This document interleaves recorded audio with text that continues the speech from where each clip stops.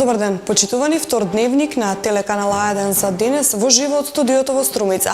Пред да започнеме со дневникот, еве е најавата за она што ќе го гледате. Водени од една мисла која не обединува, секогаш сме ти потребни Македонијо, напиша од иницијативата за заедничка Македонија, започнувајќи го 37-миот ден на протести. Минимално е зголемен бројот на тутунопроизводители во Струмичко. До 31 март, до кога беше и крајниот рок за пополнување на евидентните листови, се пријавиле 2750 тутунари, што е за 50 повеќе од минатата година. Најпознатиот локалитет во Гевгелија, Вардарски рид, мета на вандали кои постојано ја уништуваат урбаната опрема и загадуваат животната средина.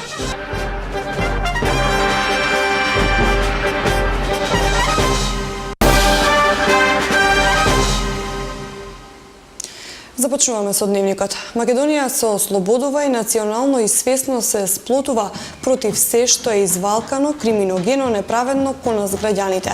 Без разлика од каде доаѓа тоа, рекоа синоќа граѓаните кои учествуваа на мирниот протест на иницијативата за заедничка Македонија. Учесниците на маршот се движеа низ централното градско подрачје, изразувајќи го своето несогласување со така наречената тиранска платформа, барајќи зачувување на унитарноста и сувереноста на Македонија, зачувување на низиниот идентитет, име, химна и знаме. Ги пренесуваме синоќешните пораки испратени од Струмица, Гевгелија, Радови Шиваландово. Некни не знам дали слушнавте за Бранко Црвенковски. Исто така, уценет за дело Надеж од специјалното јавно обвинителство дека е уценет и за да молчи.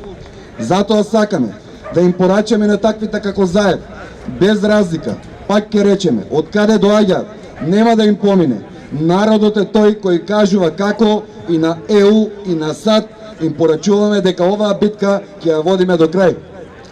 Почна да се одмотува клопчето и со Сорос и со амбасадорите. Македонија ги добива големите битки и сите навиваат за неа.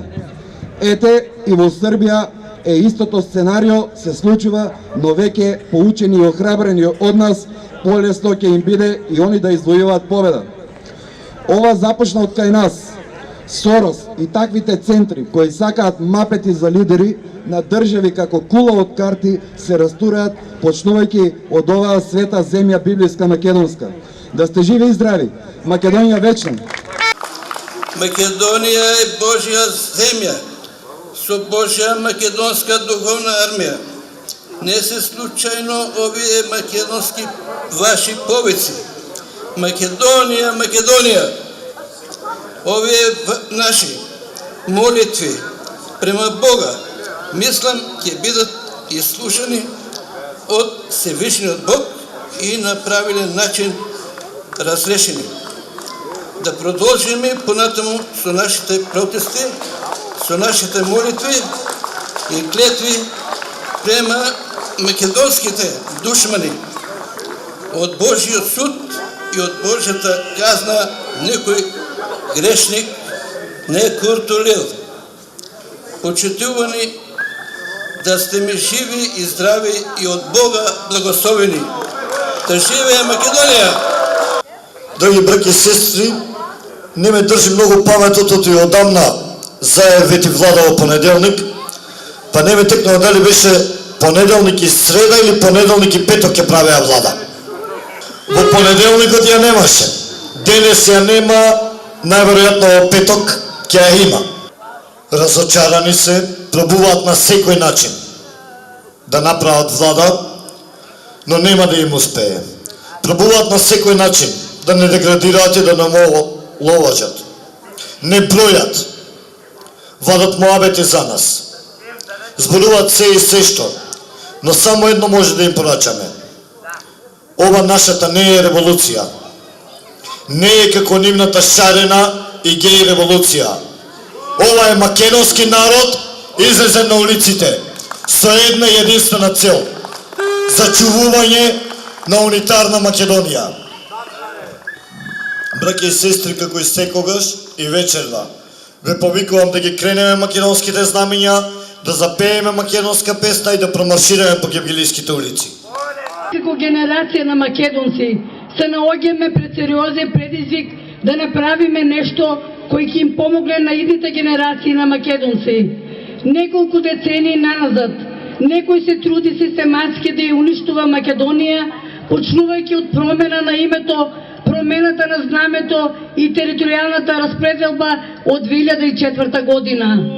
Овие центри на моќ, кои очигледно не и мислат добро на Македонија, секогаш наоѓаат некои продадени души кои заслепени од желбата за власт и моќ го газат она што е на светото македонско националните интереси.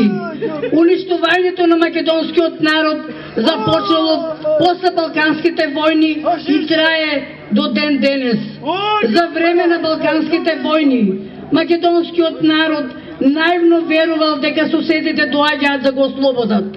Како бранители од 2001 година имаме обврска да ја браниме Република Македонија.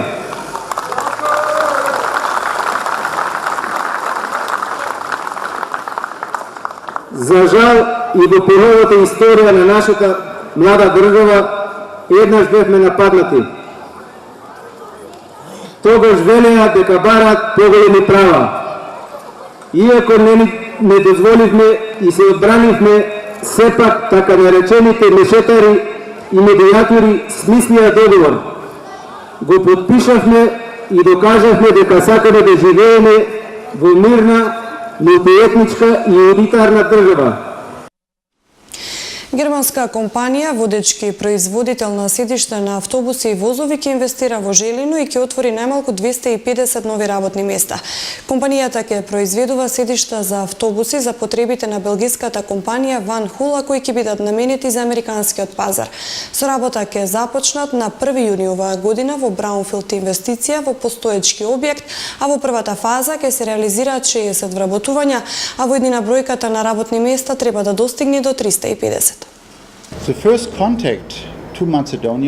Првиот контакт со македонските власти беше остварен во 2015 година. Ќе започнеме најпрво со Браунфилд инвестиција во постоечки објект. Со работа ќе започнеме на 1 јуни оваа година. На почетокот ќе има 60 вработувања во рамки на првата фаза. Почетната инвестиција е 7 милиони евра, а во Македонија се одлучивме да инвестираме поради стабилноста во индустријата и едукацијата на кадарот, кој според него се основа за успех на компанијата. Тука ќе има метални компоненти, тука ќе има CNC машини, тука ќе има заварување на овие компоненти, но истовремено ќе се прават и на влаките за седиштата. Значи целото седиште ќе биде изработено во Македонија и потоа ќе биде вградено во автобусите на Van Hool, и тоа е првата фаза со околу 60 навработени, но потоа според нивните планови и она што значи големина на фабриките како во Полска, така и во Турција, планот е да се стигне и до околу 350 вработувања, со тоа што нема да се користи само Van Hool како клиент, туку и другите произведувачи на автобуси во Европа согласно на нивните договори, но ќе имаме тука и производство на седишта за железничката индустрија, што значи дека во иднина ќе имаме директен извоз и за Европа, и за Азија, и за Соединетите американски држави. Не гледаме ние загрозеност од таа така наречена платформа за македонскиот јазик и неговата употреба, вели председателот на МАНУ академик Таки Фити.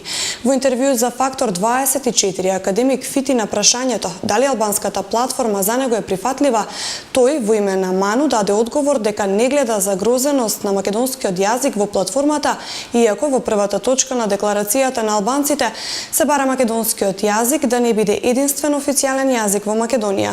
Прв од академиците кој предупреди на националистичките тенденции во декларацијата на албанците беше академик Митко Маџунков, кој смета дека платформата ги повредува чувствата на македонците. Не гледаме ние загрозеност од таа така наречена платформа на македонскиот јазик, на употребата на македонскиот јазик и така натаму. МАНУ нема што за тој тип на загрозеност да разговара, прво затоа што навистина мислиме дека не може тек така да се загрози еден јазик. Формата е акт кој веднаш и безрезервно треба да биде отфрлен од страна на МАНУ како националистички и редентистички акт во кој се чувствува експазионистичкиот карактер на Призренската лига. Народот е на нозе. МАНУ има историска обврска да застане во одбрана на националните интереси. Минимално е зголемен бројот на тутунопроизводители во Струмичко, велат од Сдруженијата. До 31 март, до кога и беше крајниот рок за пополнување на евидентните листови, се пријавиле вкупно 2750 тутунари, што е за 50 повеќе од минатата година. Добриот квалитет и добрата цена на тутун од минатата година придоби 50 нови производители годинава. Од Сдруженијата на тутунопроизводители велат дека до 31 март, кога истече и рокот за издавање евидентни листови, во регионот се пријавиле 2750 лица. Овој број е за 50 повеќе од лани, објаснува Маријан Трајков од Басмак. Има еден дел, како што реков, не успеа да склучат со сите фирми, инаку во глобала ние како сојуз и како здруженја се склучени евидентни листови има со мало покачување. Ланската година кој имавме 2700, зборувам за Струмичкиот регион, оваа година имаме 2750, значи покачено е и заинтересираноста е малку поголема. Значи тоа е резултат на квалитетниот тутун што беше изваден, добрата цена која што беше просек 201 денар, зборувам за Струмичкиот, за Василевскиот регион, а на ниво на држава беше 197 денар. Значи успешно и плюс тие субвенции што ги викаме, значи 260-270 денари не се малку пари. Оно секој пат се малку, ама за квалитетниот тутун се плаќа. Трајков појаснува дека периодов со динамично движење на температурните амплитуди може да предизвика гниење кај расадот, затоа апелира до тутунарите на времено да побараат стручна помош од надлежните компании. Моментално се случуваат временски варирања, тутунот е веќе поникнат и почнува ние што го знаеме, капење или загинување на тутунот. Им препорачувам да се допитуваат до реонските што ги имаат самите фирми, добиват некои препарати, ако не, нека се обезбедат, беномил, бенлате, да ги прскат, да ги заштитат, бидејќи ако имат добар расад, ќе имат за да можат да ги засадат сите планирани декаради што ги имаат планирано и исклучено со фирмите. Дали и колку зголемувањето на бројот на тутунопроизводители значи изголемување на површините под тутун ке се знае во мај. Лани во Струмичко беа откупени околу 2000 тони тутун. Реколтата 2016 во Македонија тежеше 25.000 тони тутун, кој на државно ниво се продаде по просечна цена од 197 денари по килограм. Тутунопроизводителите очекуваат во најскоро време да ги добијат и субвенциите за произведеното лани. Македонската економија следната година ќе има раст од 2,8%, а во 2018 година 3,3%, предвидува Светска банка во најновиот регионален извештај за земјите од Западен Балкан. Остварениот раст, според извештајот, продолжи да придонесува кон креирање на нови работни места во Македонија. Главен двигател на растот остана градежништвото, посебно поддржано од инвестициите од јавните инвестиции, главно во патната инфраструктура. Растот придонесе кон креирање на нови работни места, како во регионот, така и во Македонија. Во поглед на регионот, Македонија во овој случај одстапува од тој со гледна тоа што во Македонија имаме тренд на константно креирање на работни места од 2009 наваму, што не беше случај во останатите земји од регионот, и тоа придонесе до намалување на невработеноста, која во просек од 2016 година изнесуваше 23,7%. Во поглед на извозот, и оваа година имаме зголемување на извозот, се извинувам, кој што е воглавно движен од странските директни инвестиции, додека домашните компании, домашните извозници се уште се соочуваат со проблеми. Вистина, добрите вести, повторно, кои што произлегуваат од овој извештај е дека не само што е растот побрз во просек во Западниот Балкан, меѓутоа исто така гледаме дека тоа доведува до зголемување како во вработеноста, така и во намалувањето на сиромаштијата. Иако се уште во голем процент се присутни случаите на семено насилство, во последниот период жртвите пред се од женскиот пол се повеќе охрабрени да зборуваат за овој проблем. Велат од невладината организација Кризен центар Надеж, кој оваа недела ја посетија општина Валандово и одржаа работилница на истата тема.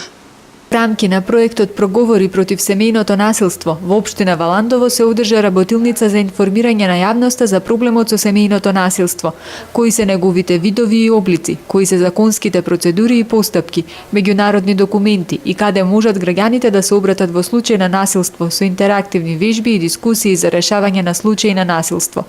Работилницата ја спроведе невладината организација Кризен центар Надеж, која е здружение со повеќе годишно искуство во обезбедување на директна поддршка на жртвите на семејно насилство, како и превентивно работење со цел прекинување на кругот на насилство, а проектот е поддржан од компанијата Avon Македонија. Денеска сме дојдени во Валандово, во соработка со организација на жени на општина Валандово. Сакаме да проговориме за семејното насилство. Тоа е проект кој што ни Кризен центар Надеж го финансира со поддршка од Авон. За прв пат Авон компанијата, како општествена одговорна компанија, одлучи оваа година да финансира организација која ќе го третира и го третираше и до сега 17 години семејното насилство. Во рамките на овој проект имаме повеќе работилници, една е во оваа општина. Општите работи за семејното насилство секогаш се кажуваат, меѓутоа се уште е табу тема во Македонија семејното насилство и сметам дека треба и во помалите места, во рурални средини и села негде, да се подига свеста на населението за да се пријавува семејното насилство, кое што во последен период како да не е уствари тоа дека е зголемено, меѓутоа се охрабрија жените да зборуваат повеќе за семејното насилство. Од невладината организација велат дека поддршката на жртвите на семејно насилство се остварува преку СОС линиите за помош, згрижувањето во период од 24 до 48 часа и емоционалното зајакнување и бесплатното правно советување, а досега реализирале и повеќе од 30 превентивни проекти. Работилницата во Валандово се спроведе во соработка со организација на жените од овој град, на која учествуваа представници од МВР, од Центарот за социјална работа и од образовните институции. Вакви работилници се спроведуваат низ повеќе градови во Македонија, меѓу кои се Скопје, Кичево, Куманово, Струга.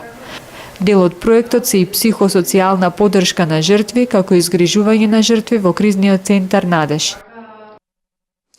Од Валандово одиме во Гевгелија. Најпознатиот локалитет во Гевгелиско-Вардарски рит мета на вандали кои постојано ја уништуваат урбаната опрема и ја загадуваат животната средина. Да видиме каква слика затекна нашата екипа при посетата на ова место. Оштетени клупи за седење, ишарани и скршени корпи за отпад, искршено светло на канделабрите, испишани графити, уништени табли, искршени стаклени шишиња по патеките, но и расфрлано ѓубре на поголема зелена површина. Ваква слика затекнавме денес на најпознатиот локалитет Вардарски рит во Гевгелија. При посетата можеше да се забележи дека неколку пати е извршена санација на урбаната опрема, но уништувањето изгледа продолжува. На кого и зошто му пречат поставените реквизити, кога тие го разобувуваат местото каде што се рекреираат голем број на граѓани? Несомнено е дека се вложуваат големи финансиски средства за штетите пак да се множат и да бидат поголеми и непоправливи. Несовесното однесување на граѓаните придонесува за лоша слика во нашето секојдневие и на локалитетот Вардарски рит. Направената штета на урбаната опрема е доказ за ниската свест на лицата кои што посегнуваат по ваков вандалски чин. Желба или хоби на вандалите кои посегнуваат по уништување на она што некогаш и го посакувале. Наместо да се гордеат и уживаат во можностите кои што им се пружат, несовесните уништувачи ја загадуваат и уништуваат животната средина, но и инвентарот. Она што некој го создава, треба да се заштити и чува и за идните генерации да имат можност да уживаат и да го користат. Сепак одлуката за чиста животна средина и негување на урбаната опрема на заштитен локалитет останува кај сите граѓани кои го посетуваат ова место за рекреација.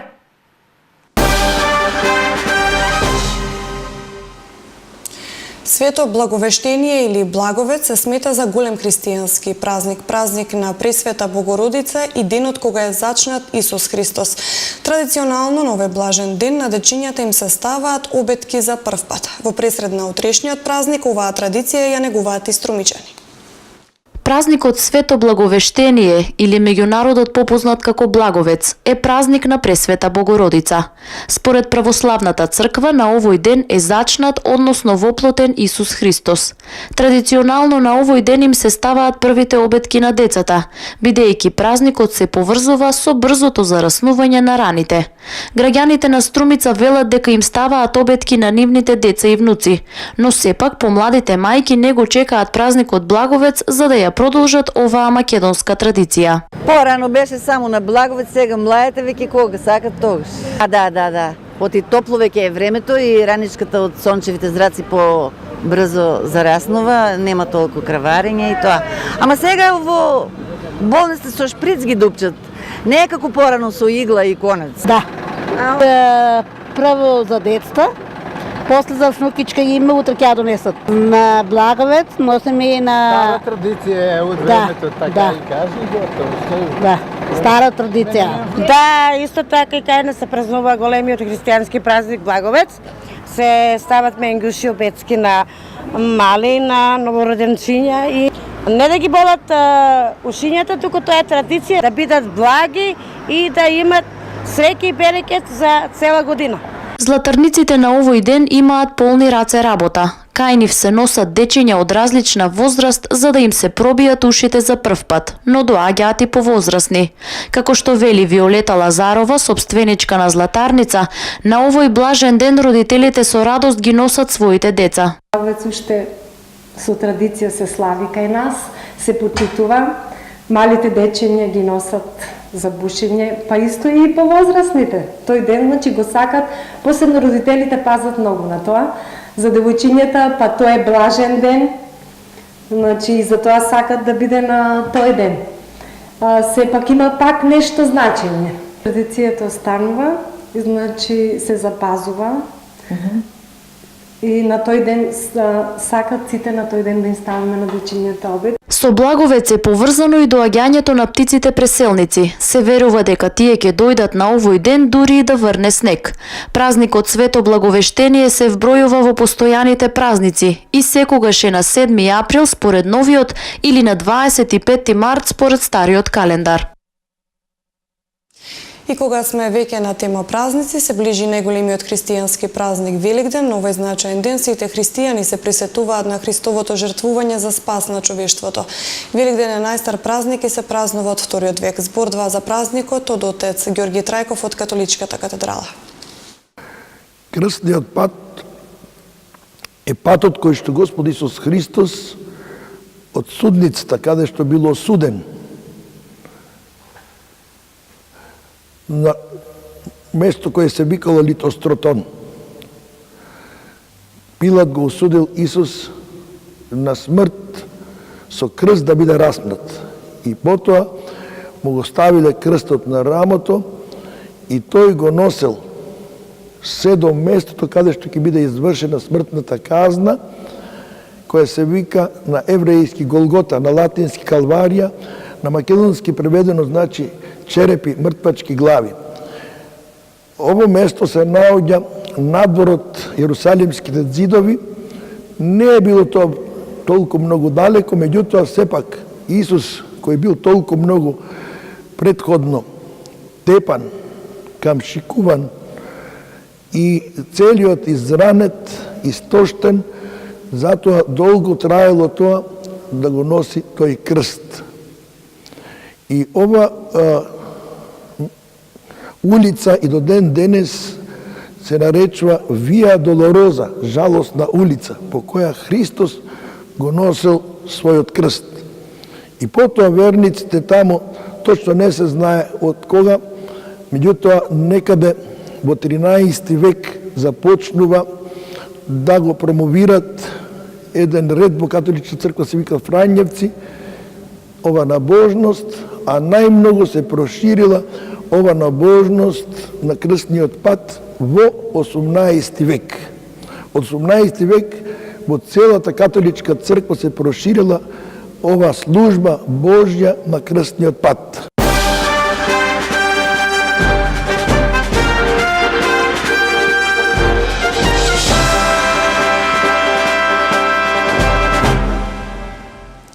за крај од овој дневник следуваат вестите од светот и регионот. Едно лице е повредено во експлозија во градот Ростов на Дон во Јужна Русија, соопштија руските власти. Експлозијата одикнала во близина на училиште, а повреден е работник кој работел на одржување. Руските медиуми јавуваат дека експлозивната направа експлодирала кога човек ја подигнал од земјата. Маж крена сумнителен објект кој експлодираше. Прстите му беа целосно разнесени, а се здобили со повреди во стомакот. Тој е префрлен во болница. Таа се јави дека бомбата била маскирана како рачна батерија. Училиштето е откажа наставата, а областа е евакуирана.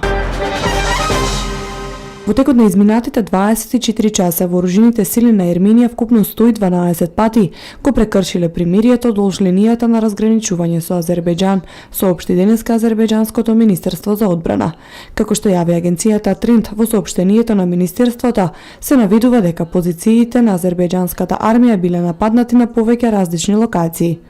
Конфликтот меѓу Азербејџан и Ерменија почна во 1988 година поради територијален спор, кој во 1992 година прирасна во отворена војна, за време на која ерменските сили презедоа контрола врз 20% од азербејџанската територија, вклучувајќи го и регионот Нагорно Карабах и уште 7 соседни области.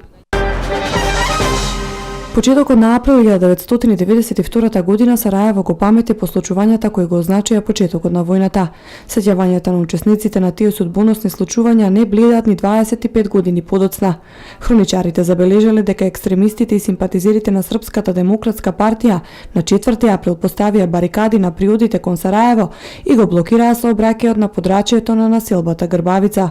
Снайперистите на СДС, како што тврдеа припадниците на Министерството за внатрешни работи на тогашна Република Босна и Херцеговина, ги запоседнаа позициите во објектите над Врбањ мост, денес мост на Суада и Олга. Стартап компанија на своите вработени им градува микрочипови со големина на орис под кожата меѓу палецот и показалецот. Со едно движење тие може да ја отклучат вратата, но исто така да печатат документи или да плаќаат во кафетеријата во фирмата. По имплантацијата на чипот со помош на шприц компанијата организира и пригодна забава. Оваа техника веќе долго време се користи кај домашните милиници и при етикетирање за испорака на пратка. Она што е ново е чипувањето на целиот персонал на компанијата.